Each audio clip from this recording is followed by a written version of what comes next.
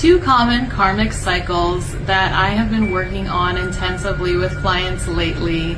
are control and self-preservation.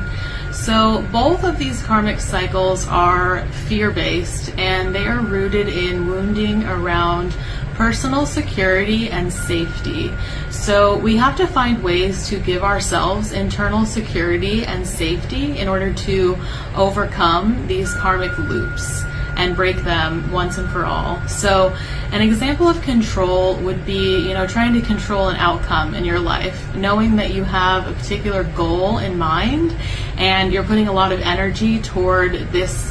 one perfect outcome that you're wanting to bring into fruition. And I feel like a lot of times we can get our energy tied up in something like that, and it's also can be tied to perfectionism in a way, because we want things to turn out exactly right and we want things to be just so, and that's always tied to perfectionism for me. So for me personally, I have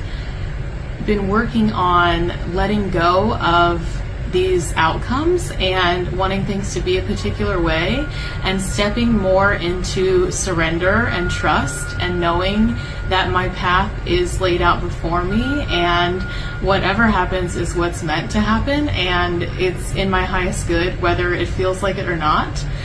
So that's something that I would challenge you to maybe reconsider on some of these outcomes that you're feeling very strongly about, especially if you feel like they're always just out of reach. It could be because we're holding on so tightly that what's truly meant to happen can't come through until we relinquish our control over them. And then for self-preservation, sometimes we can get stuck in this survival mode of feeling like we must do certain things in order to continue on our life path, or we have to, protect ourselves from others, and kind of put ourselves, absolutely first at all times. And I'm absolutely an advocate for putting yourself first and for taking care of yourself and making sure that you're filling your cup before you pour into others.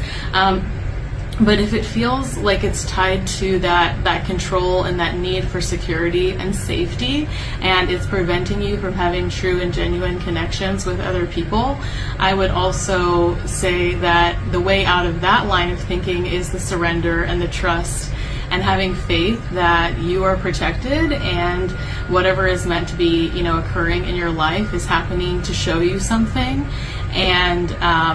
realizing that you can give yourself that internal feeling of safety and security even when the external is trying to convince you that you're not safe.